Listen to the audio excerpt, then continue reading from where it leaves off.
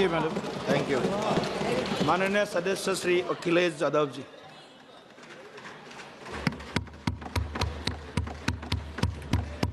माननीय सभापति जी, अभी बोलूँगा मैं। मैं बताऊँगा, मैं उस पर ही बोलूँगा। माननीय सभापति, मैं धन्यवाद देता हूँ आपको कि आपने मुझे बहुत महत्वपूर्ण विषय पे बोलने का मुझे मौका दिया। अभी मैं तमिलनाडु के डीएमके की माननीय सदस्य कानीमोझी जी को मैं सुन रहा था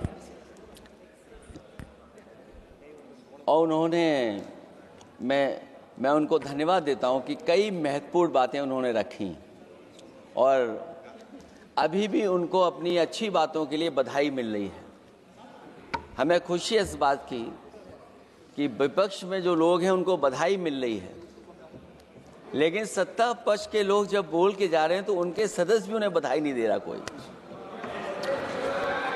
अध्यक्ष महोदय, मैं धन्यवाद देता हूं आपका भी, और क्योंकि मैं उनकी बात सुन रहा था, उनकी बात सुनने से मुझे कुछ याद आया।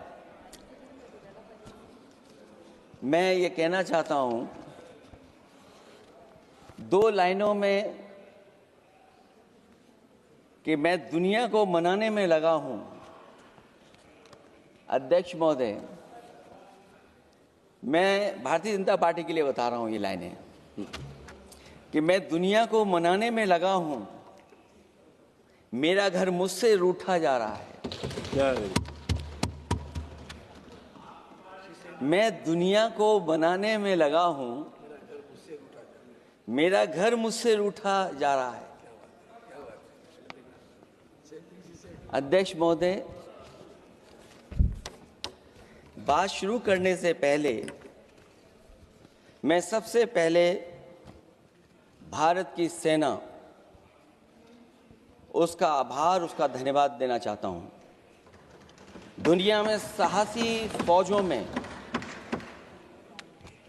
गिनती अगर होती है तो हमारी भारत की सेना सबसे आगे दिखाई देगी। उनके पराक्रम पर, उनकी वीरता पर, उनके अदम्य शौर्य पर हमें सबको गर्व है। कोई ऐसा भारतीय नहीं होगा जिसको गर्व न हो। हमें अपनी फौज पर गर्व है और हमें इस बात के लिए भी गर्व है कि जब सेना ने अपना ऑपरेशन शुरू किया तो पाकिस्तान के जितने भी टेररिस्ट कैंप थे उन पर अटैक किया गया। न केवल पाकिस्तानी कैंपों को नष्ट किया गया, बल्कि पाकिस्तानी जो एयर बेस है उन तक पहुंच गए, उनको भी नष्ट किया, ध्वस्त किया। और जब हमारी फौज पाकिस्तान को हमेशा हमेशा के लिए एक पाठ पढ़ा सकती थी, एक ऐसा संदेश जाता कि भविष्य में पाकिस्तान कभी ये हिम्मत नहीं जुटा पाता। और ऐसा भी लगा हम लोगों को, क्योंकि अध्यक्ष महोदय, जब हम बड़े बड़े राष्ट्रीय चैनलों को देखते हैं तो उन चैनलों से ये लग रहा था कि कराची हमारा हो गया है, लाहौर हमारा हो गया है। किसी चैनल ने किसी को ये भी बताया कि हमने उनको पकड़ भी लिया है। जो कमेंट्री, जो विजुअल्स थे, वो ऐसा लग रहा था कि अध्यक्ष महोदय अब पीओके हमारा हो जाएगा। हालांकि सरकार के इंजनों को मैं टकराता हुआ देखता हूं। हो सकता है ये मेरा भ्रम हो, लेकिन पीओके के मामले में सभी इंजन हमें एक दिखाई देते हैं। और जहां पीओके पे पहुंचने तक की बात थी, कुछ लोग तो पीओके पर ये कह रहे थे कि हमारा कब्जा हो जाएगा, 6 महीने का केवल हमें मौका मिल जाए। ये अफसर सरकार आखिरकार पीछे कैसे हट गई और क्या कारण था कि सरकार को सीज फायर का ऐलान करना पड़ा। अध्यक्ष महोदय, हमें उम्मीद थी कि सरकार सीज फायर करेगी, सरकार ऐलान करेगी, लेकिन इनकी मित्रता बहुत है, बहुत गहरी मित्रता है, और उसका परिणाम ये है कि इन्होंने अपने मित्र से ही कहा कि आप ही सीज फायर अनाउंस कर दीजिए, हमारी कोई जरूरत नहीं है, हम सीज फायर आपसे ही स्वीकार कर लेंगे। आखिरकार किस दबाव में ये सरकार स्वीकार कर रही है? वैसे तो अध्यक्ष महोदय, आज जिस विषय पर बोलने के लिए मैं खड़ा हुआ हूं, दरअसल वो विषय होना ही नहीं चाहिए था। ये दुर्भाग्यपूर्ण है कि आजादी के इतने साल बाद भी ऐसे मुद्दे बने हुए हैं। ये बात अध्यक्ष महोदय पक्ष विपक्ष की नहीं है, देश की सुरक्षा की है, जनता के जीवन और रक्षा की है। हम सब मिलकर के कोई ऐसी नीति रणनीति बनाते क्यों नहीं है जिससे सीमाएं हमेशा हमेशा शांत रहें। लेकिन पहलगांव की घटना ने साबित कर दिया है कि लापरवाही देशवासियों की जान ले सकती है। और अभी जब मैं सुन रहा था और बहुत ही उत्तेजित भाषा में जब जवाब मिल रहा था, उत्तेजित भाषा इसीलिए बोल रहे हैं कि जनता सम्मोहित हो जाए, जनता स्वीकार करने लगे। लेकिन सच्चाई ये नहीं है। आप कितना भी उत्तेजित बोलें, देश की जनता समझ रही है। ये सही है कि जनता के इमोशंस का लाभ आप उठा रहे हैं शासन करने के लिए। जनता का इमोशन का लाभ उठाती है सरकार। मुझे याद है कि जिस दिन पहलगाम हमला हुआ, उस दिन वहां का हर पर्यटक पूछ रहा था, जो पर्यटक पूछ रहे थे कि खतरों के बीच मेरी रक्षा करने वाला कोई वहां क्यों नहीं था। आखिरकार ये सबके मन में सवाल यही है कि जिस समय घटना हुई, आखिरकार उन्हें बचाने वाला कोई क्यों नहीं था। और जो सरकार ये दावा करती है, 370 के बाद ये कहा सरकार ने कि भविष्य में कोई आतंकवादी घटना नहीं होगी, वहां टूरिज्म बढ़ेगा। जितने लोग वहां गए वो सरकार के भरोसे पे गए थे, वो सरकार के आश्वासन पे गए थे। और आखिरकार सिक्योरिटी लैब्स की जिम्मेदारी कौन लेगा? अध्यक्ष महोदय, सबसे बड़ा सवाल यही है कि सिक्योरिटी लैब्स का रिस्पॉन्सिबल कौन होगा, वो जिम्मेदारी कौन लेगा? और ये जो पहलगांव की घटना हमारे इंटेलिजेंस फेलियर की वजह से है। उन्हें मैदान को खुला छोड़ दिया। वो सरकार जानती होगी कि कितना समय लगा होगा फोर्सेस को आने में। आखिरकार वो जिम्मेदारी किसकी है? और फिर सरकार को ये जरूर बताना चाहिए कि सरकार क्या क्या कदम उठा रही है कि भविष्य में ऐसी घटना ना हो। क्योंकि पहलगांव से पहले पुलवामा भी हुई, और पुलवामा में भी यही बात रखी गई थी कि इंटेलिजेंस फेलियर है। उस समय भी किसकी जिम्मेदारी थी इंटेलिजेंस फेलियर की? किसी को नहीं पता। और अगर इंटेलिजेंस फेलियर पहले था तो पहलगांव में भी वही इंटेलिजेंस फेलियर हम लोगों को और पूरी देश की जनता जानती है। आखिरकार जिम्मेदारी किसकी बनती है? जो लोग बड़ी बड़ी बातें कर करके चले गए, कम से कम देश के सामने एक सबसे महत्वपूर्ण सवाल, उसका जवाब सरकार की तरफ से आना चाहिए क्योंकि हमारी सीमा पर जो सुरक्षा है, जो रक्षा करने वाले हमारे सेना के लोग हैं, वो हमारी सीमाएं सुरक्षित रखते हैं। लेकिन हमारे भारत का क्षेत्रफल क्या है, और सरकार को कम से कम ये जानकारी देनी चाहिए सदन को, देश की जनता को, कि जिस समय सरकार में ये भारतीय जनता पार्टी आई है और आज जब हम सदन में चर्चा कर रहे हैं, तो हमारे भारत का क्षेत्रफल क्या है, कम से कम क्षेत्रफल पता होना चाहिए। क्योंकि जब हम सवाल पूछते हैं, और जो सवाल पर्यटक पूछ रहे थे कि कुछ ऐसे लोगों को सरकार की ओर से चारों तरफ से चाक चौबंद सुरक्षा घेरा क्यों दिया जाता है, वो जो बाद में ठग साबित होते हैं, जो हमारी रक्षा क्यों नहीं की गई। पहलगाम के दूसरे दिन की जिस तरह की राजनीतिक कार्टून, क्योंकि जिस तरह का लाभ लेना चाहते हैं भारतीय जनता पार्टी के लोग, हम सब ने देखा कि पहलगाम के दूसरे दिन ही जिस तरह का राजनीतिक कार्टून भाजपा के ऑफिशियल हैंडल से पब्लिश किया गया और हमारे द्वारा घोर आपत्ति किए जाने पर हटाया गया, उसने साबित कर दिया कि भाजपा के लोग भी जानते हैं कि दुख की इस घड़ी में उन्होंने देश की भावनाओं के साथ बेहद शर्मनाक खिलवाड़ किया है। भाजपा बताए कि ऐसे संवेदनहीन लोगों के खिलाफ उन्होंने क्या कार्रवाई की है।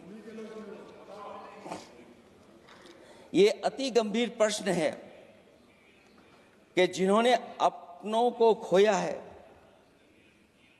उन पर दबाव डाल करके बयान भले बदलवा दिए जाएं, लेकिन भाजपा याद रखें, बयान बदलवाने से सच नहीं बदल जाता है।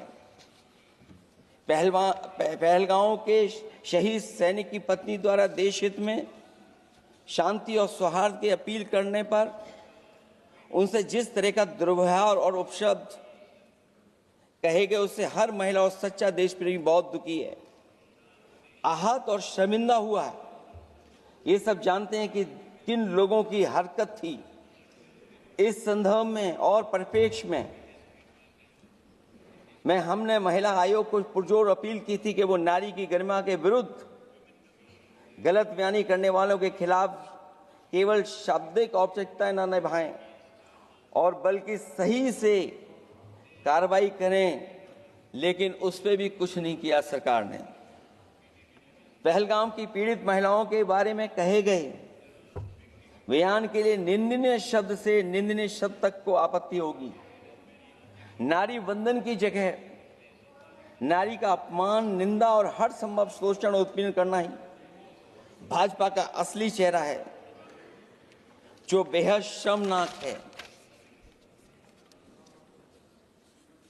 पहलगाम में हुए आतंकवादी हमले के जवाब में एलजी साहब ने कहा कि वो इंटेलिजेंस फेलियर है, लेकिन यह नहीं बताया कि फेलियर क्यों हुआ है। अध्यक्ष महोदय, मैं उम्मीद करता हूं कि सरकार का ये जवाब जरूर आए कि फेलियर क्यों हुआ है। ऑपरेशन सिंदूर के नाम पर जो प्रचार किया गया वो भी निंदनीय है। सच तो यह है कि ऑपरेशन सिंदूर का होना ही सरकार की विफलता का प्रतीक है। इससे बड़ी विफलता सरकार की कोई नहीं हो सकती कि अध्यक्ष महोदय, हम और आप सब मिलकर के बैठ करके सिंदूर ऑपरेशन पर बहस करें, चर्चा करें। ऑपरेशन सिंदूर के दौरान विदेशी लोगों ने दावा किया कि उन्होंने उसे रुकवाया है। ये बात कई बार माननीय सदस्यों की तरफ से आई है कि आखिरकार किसने रुकवाया। हमसे हमारी संप्रभुता खंडित हुई है। संप्रभुता ही स्वतंत्रता की सुनिश्चित करती है। इधर आज़ादी के अमृतकाल का ढिंढोरा पीटा जा रहा है, उधर हमारी इंटीग्रिटी को चुनौती दी जा रही है। देश की विदेश नीति पूरी तरह फेल है। ऑपरेशन सिंदूर और पहलगांव की घटना पर दुनिया के किसी भी देश ने हमारा साथ नहीं दिया। ये हमारी विदेश नीति का संकट काल है। हमारे पड़ोसी देश या तो अतिक्रमण कर रहे हैं या हमारे साथ नहीं खड़े हैं। और अध्यक्ष महोदय, जो हमारे मंत्री जी हैं, जिनका क्षेत्र बिल्कुल सीमा पर है, उनसे बेहतर कोई नहीं जानता होगा कि आखिरकार पड़ोसी देश कितना हमारी सीमाओं पर अतिक्रमण कर रहा है। गंभीर नहीं है। समाजवादियों ने हमेशा देश की सरकारों को चिताया है कि असली चुनौती और प्रतिद्वंद्विता किस देश से है, कौन पूर्वोत्तर की सीमाओं में इंक्रोचमेंट कर रहा है।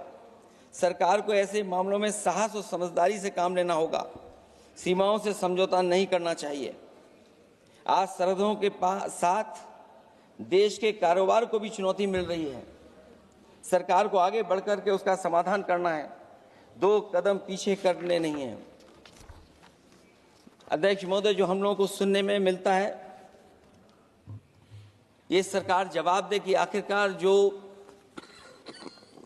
पाकिस्तान है उसके पीछे कौन सा देश खड़ा है। आखिरकार हमें चीन से उतना ही खतरा है जितना हमारे देश में आतंकवाद से खतरा है। सरकार की जो नीतियां हैं, सरकार के जो फैसले हैं, वो कहीं ना कहीं ऐसे हैं जो हमारा सीमाओं का अतिक्रमण कर रहा है, उसी की व्यापारिक गतिविधियों में मदद करने का काम करते हैं। सरकार को अपनी आर्थिक नीतियों के लिए गंभीरता से पुनर्विचार करना होगा। हमारा व्यापार कारोबार मजबूत होगा तो कोई हमें चुनौती नहीं दे पाएगा। बात केवल $1 ट्रिलियन की नहीं, बल्कि देश की सुरक्षा और आत्मनिर्भरता की होनी चाहिए। एक तरफ स्वदेशी की नीति को इस प्रकार सरकार ने ताक पर फ्री ट्रेड की बात की है, तो दूसरी तरफ मैन्युफैक्चरिंग की जगह देश को ट्रेडर कंट्री बनाकर छोड़ दिया है। यही देश के बेरोजगारी की वजह भी है। ट्रेडर्स की मुनाफाखोरी और चंदा वसूली की वजह से महंगाई बढ़ रही है। आर्थिक मामलों में ये सरकार पूरी तरह फेल हो चुकी है। भ्रष्टाचार के कारण हर जगह सड़कें और पुल ध्वस्त हो रहे हैं, टंकियां गिर रही हैं और करप्शन जगह जगह लीक होकर के टपक रहा है। मैं ये जरूर कहना चाहूंगा इस समय पर कि कुल मिलाकर सरकार को अपनी राजनीतिक, आर्थिक और सामाजिक नीतियों के लिए एसआईआर जरूर करना चाहिए। सरकार को अपनी राजनीतिक, आर्थिक और सामाजिक नीतियों के लिए एसआईआर लाने की जरूरत है। वो हर बार ये कहकर नहीं बच सकती कि चूक हुई है, क्योंकि हर बार सरकार ये कोशिश करती है कि इन घटनाओं से बच जाएं हम, केवल चूक कहकर करके। केवल हमारी सीमाएं जो पाकिस्तान से जुड़ी हैं, वहां तो आतंकवाद का हमेशा खतरा ही रहता है, लेकिन जो दूसरी सीमाएं हमारे देश की जुड़ी हुई हैं, उनसे भी हमारे देश को लगातार खतरा बढ़ता चला रहा है।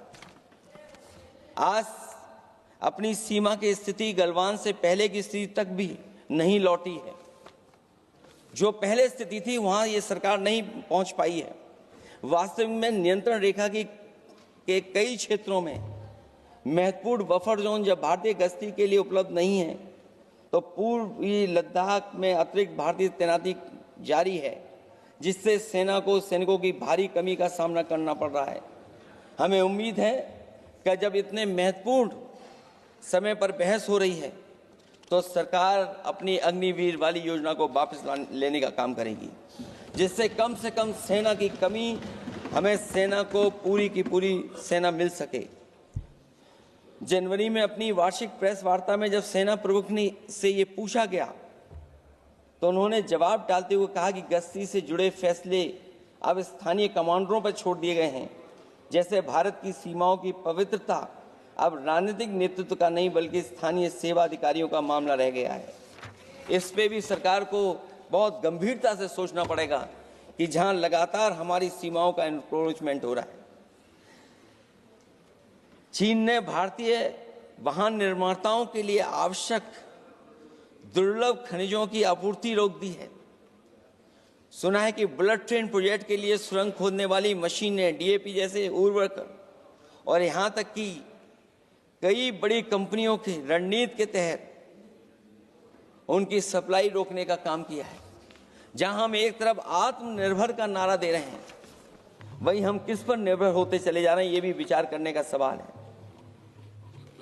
सुनने में आ रहा है कि कुछ महीनों के बाद सरकार बीजिंग में मंत्री अधिकारी सब मिलकर के कोई बहुत बड़ी मीटिंग होने जा रही है। कहीं ऐसा तो नहीं है जो कूटनीतिक भागदौड़ चल रही है, कहीं कोई हमारी कमजोरी तो नहीं उजागर कर रही है। इसलिए जहां हमें पाकिस्तान से खतरा है, उसकी सीमाओं से हमारा आतंकवाद आ रहा है, वहीं जो उसके पीछे खड़ा हुआ देश चीन, उससे भी हमें सावधान रहना पड़ेगा। और अध्यक्ष महोदय, हम सब समाजवादियों ने कई मौकों पर ये बात रखी और कही कि हमारा खतरा पाकिस्तान से नहीं है, हमारा खतरा है चीन से। न केवल वो हमारी जमीन छीन रहा है समय समय पर, बल्कि हमारे बाजार को भी छीनने का काम कर रहा है। इस सरकार को कहीं न कहीं आतंकवाद को और पाकिस्तान को लगाम लगाने के लिए 10 या 15 साल का ऐसा फैसला लेना चाहिए जिससे कि वहां से हमारा कारोबार कम होता चला जाए। और अगर हमारा देश महोदय कारोबार कम नहीं होगा तो हम अपने देश को आत्मनिर्भर भी नहीं बना पाएंगे। ये जो आत्मनिर्भर का नारा है, कहीं ऐसा तो नहीं है नारा कुछ व्यापारियों को लाभ पहुंचाने के लिए हो रहा हो? क्या व्यापार और राजनीति का संबंध ऐसा हो सकता है कि दोनों एक दूसरे का लाभ उठाएं? और याद रखें कि अगर हमें पाकिस्तान से खतरा है तो चीन राक्षस है, वो हमारी जमीन और हमारी बाजार दोनों छीन लेगा। मैं अंत में अपनी बात खत्म करने से पहले मैं कुछ सुझाव देना चाहता हूं। और मुझे याद है जब पिछली बार चीन से सवाल खड़ा हुआ था, ये सरकार पता नहीं कैसा फैसला लेती है। और मैं अभी विदेश मंत्री जी को जब सुन रहा था तो विदेश मंत्री जी ये कह रहे थे कि जो इंफ्रास्ट्रक्चर बन रहा है वो हमारा बहुत अच्छा इंफ्रास्ट्रक्चर बन रहा है। हम पुल अच्छे बना रहे हैं, हम सड़कें अच्छी बना रहे हैं, हम ब्रिजेस अच्छे बना रहे हैं। क्या ये सच्चाई है कि जिस तरह का चीन अपने सीमा पर इंफ्रास्ट्रक्चर बना रहा है, क्या उससे बेहतर इंफ्रास्ट्रक्चर हमारा बन रहा है? इसका जवाब जरूर सरकार दे। वहीं जहां हमारे डिफेंस को स्ट्रेंथन जितना हम करेंगे उतनी हमारी नेशनल सिक्योरिटी स्ट्रेंथन होगी। ये जो बजट लगातार कम होता चला जा रहा है, इस बजट को बढ़ाना चाहिए और कम से कम जीडीपी का 3% बजट डिफेंस का होना चाहिए। और जो बजट डिफेंस का हो वो नॉन लैप्सेबल हो, मॉडर्नाइजेशन के लिए फंड हो जिससे कि लैप्स ना करे और हमारी रिसर्च एंड डेवलपमेंट लगातार चलता रहे। जो हमें कई बार आश्वासन मिलता है कि टेक्नोलॉजी ट्रांसफर भी हो जाएगा, आखिरकार टेक्नोलॉजी ट्रांसफर के लिए हमें वर्षों क्यों इंतजार करना पड़ता है? आखिरकार इसका जिम्मेदारी कौन लेगा? जो डिफेंस प्रोक्योरमेंट है हमारा, वो डिफेंस प्रोक्योरमेंट आखिरकार क्यों नहीं होता है? जहां सरकार समय समय पर डिफेंस एक्सपो के नाम पर न केवल भारत बल्कि दुनिया से ये कहती है कि हमारे यहाँ इन्वेस्टमेंट करें। आखिरकार डिफेंस एक्सपो के इन्वेस्टमेंट के कार्यक्रम के बाद कितना डिफेंस सेक्टर में इन्वेस्टमेंट आया है, और साथ ही साथ जब आत्मनिर्भर की बात हो तो हमारे देश की अपनी रक्षा करने के लिए हमारे अपने लोग क्यों नहीं तैयार हो रहे हैं? यह सरकार इतना क्यों नहीं जोखिम उठा रही कि हम खुद तैयार हों उन चीज़ों को बनाने के लिए? इसलिए मैं एक बार फिर ये कहता हूं कि जहां पर सेना ने बहुत बहादुरी के साथ, अपने पराक्रम के साथ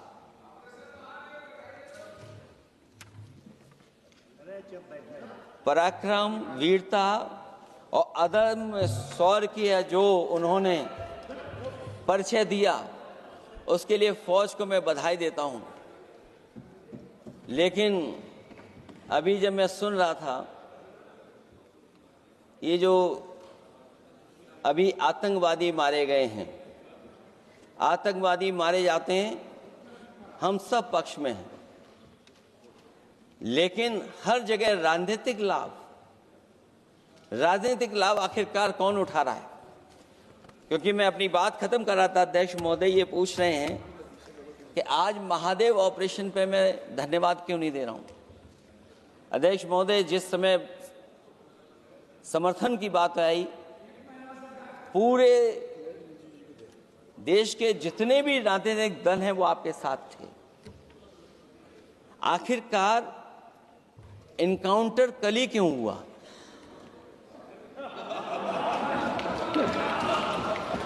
और अध्यक्ष महोदय, फिर वही बात मैं दोहराऊं जिसकी वजह से पहलगांव हुआ, जिसकी वजह से पुलवामा हुआ। अगर ये इतना ही टेक्नोलॉजी और इन सब चीजों को समझते हैं और जानते हैं, इतना ही टेक्नोलॉजी और इन चीजों को सब समझते हैं, तो आखिरकार अध्यक्ष महोदय, पुलवामा में जो गाड़ी में RDX आया, वो गाड़ी आज तक क्यों नहीं पकड़ी गई? और शायद भारतीय जनता पार्टी के लोग ये जानते होंगे कि बहुत सारे विभाग सरकार के होते हैं, सैटेलाइट इमेजेस देते हैं। अगर आज भी भारतीय जनता पार्टी चाहे तो पुलवामा में जो गाड़ी आई है, सैटेलाइट इमेजेस से वो पता कर सकती है कि वो किस रास्ते से वो गाड़ी आई थी। आप हिम्मत क्यों नहीं जुटा पा रहे हैं उसके लिए? और फिर पहलगांव में किसी भी दल ने आपके साथ किसी तरह की राजनीतिक बातचीत नहीं की,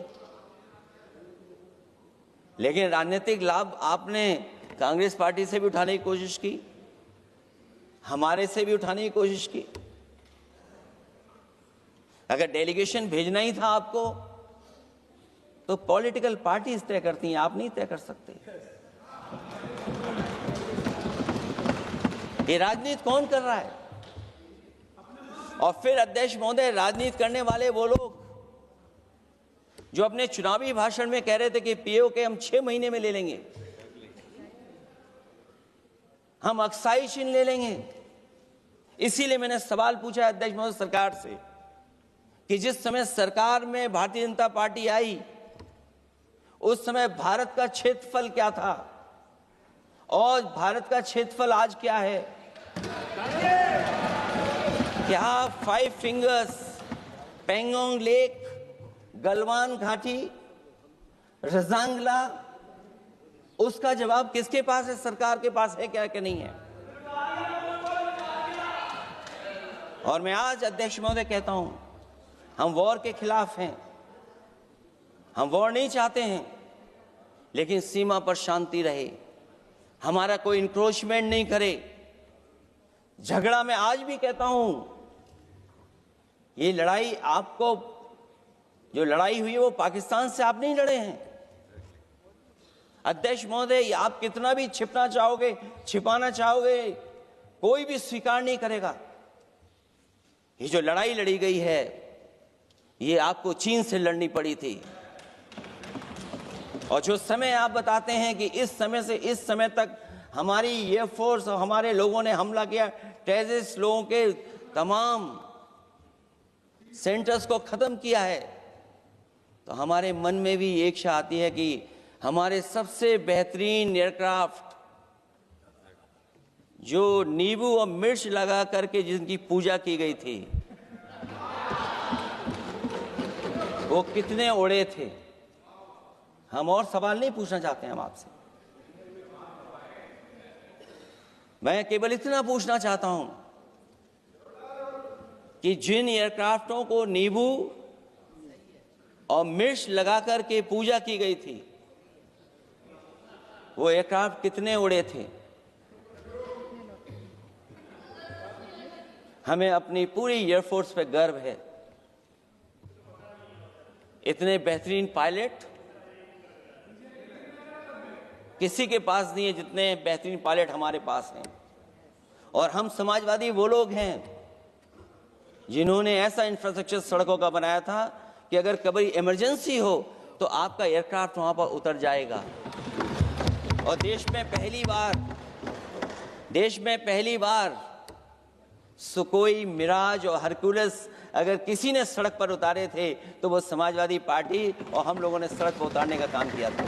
सही बात। और दूसरा, देश महोदय, मैं और जानकारी देना चाहता हूं। आपके देश के प्रधानमंत्री जी हमारे देश के नहीं, हमारे भी प्रधानमंत्री हैं, हमारे हैं बात खत्म हो रहा है। अध्यक्ष महोदय, मैं फिर बोलता हूं। अध्यक्ष महोदय, मैं तो आपको बहुत अच्छा मान रहा था कि आप ही मुझे बुलवा के गए थे। मैं फिर बोलता हूं, देखिए प्रधानमंत्री जी की लाइनें हैं ये वाली, मैं दुनिया को मनाने में लगा हूं, मेरा घर मुझसे रूठा जा रहा है। आखिरकार कौन रूठा हुआ है? इस देश में जो हमने देखा इतने दिनों में, प्रधानमंत्री जी डिफेंस मिनिस्टर का भी रोल प्ले कर रहे थे। इसलिए जिस सड़क पर हमारे देश के प्रधानमंत्री जी हरकुलस विमान से उतरे थे, वो हाईवे किसी ने डिजाइन किया था? तो समाजवादी लोगों ने डिजाइन किया था। यूपी में तो डिजाइन हो गया एक और, लेकिन देश में क्यों नहीं ऐसी सड़कें बन रही जहां पर इमरजेंसी के समय पर एयरफोर्स इसको इस्तेमाल कर सके?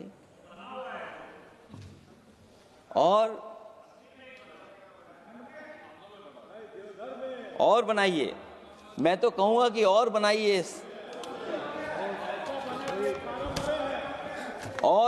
मैं तो कह रहा हूं।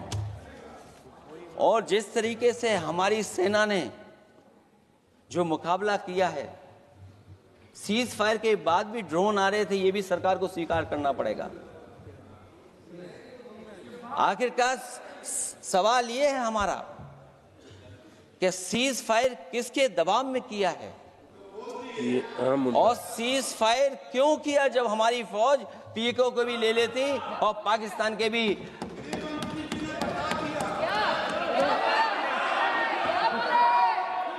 अध्यक्ष महोदय, सीज फायर आपके मंत्री जी ने नहीं किया, सीज फायर आपके मंत्री जी की तरफ से नहीं आया, क्योंकि हमारे मंत्री जी वो सोशल मीडिया को देखते नहीं हैं। सबसे पहले सोशल मीडिया पे बात आई थी, आपको 1 घंटे बाद किसी ने पढ़ के बताया होगा। इसलिए अध्यक्ष महोदय, मैं केवल इतना कहना चाहता हूं अपनी बात खत्म करते हुए, आखिरकार इंटेलिजेंस फेलियर की जिम्मेदारी किसकी है? हमारे भारत का क्षेत्रफल कितना 2014 में था और आज क्षेत्रफल क्या है? और लगातार इनकी सरकार में आतंकवादी घटनाएं क्यों हो रही हैं? और हमारे देश को खतरा पाकिस्तान से तो है ही है, लेकिन उससे ज्यादा खतरा हमारा चीन से है। आखिरकार चीन से मुकाबले के लिए आपकी तैयारी क्या है? मुझे उम्मीद है कि जब सिंदूर ऑपरेशन पर सरकार की तरफ से जवाब आए तो इन सवालों का जवाब आए। बहुत बहुत धन्यवाद आपका। छोटा सा क्लैरिफिकेशन, अखिलेश जी ने बोला, मैं उसका भाषण पे नहीं जा रहा हूँ, एक करेक्शन करना बहुत ज़रूरी है, नहीं तो वो रिकॉर्ड में चले जाएंगे फिर बाद में सही नहीं होगा। इन्होंने अपना बात रखते समय कहा कि जिस प्रदेश से मैं आता हूं वहाँ कितने अंदर चीन घुस करके कब्जा करके बैठे हैं, तो मैं रिकॉर्ड बहुत साफ करना चाहता हूं। 1962 में जब चीन आक्रमण हुआ 10 अक्टूबर को, मेरे गांव से होते हुए 1 महीने 10 दिन असम के मिसामारी तक पहुंचे चीन के आर्मी, फिर वहां 21 नवंबर को सीज फायर करके वो पूरे के पूरे वापस विड्रॉ करके चले गए। जो जगह चीन ऑक्युपाई करके रखा है असाफिला साइट में लोंजू, वो 1959 में जब हमारा वहाँ असम राइफल का कैंप था 1959 में कैप्चर किया, और उसके अतिरिक्त थोड़ा सा और एक्स्ट्रा जो लिया वो 1962 में कंप्लीट विड्रॉल नहीं। उसके बाद 1962 के बाद वहाँ मैकमोहन लाइन जमीनी पे रेखा नहीं, इसको LAC कहा जाता है, line of actual control. 1 inch, कई सरकार आए हैं 1962 के बाद अरुणाचल प्रदेश में 1 इंच चाइना ने एक्स्ट्रा ना अंदर घुसा है ना जमीन लिया है। ये रिकॉर्ड क्लियर होना चाहिए। ओके।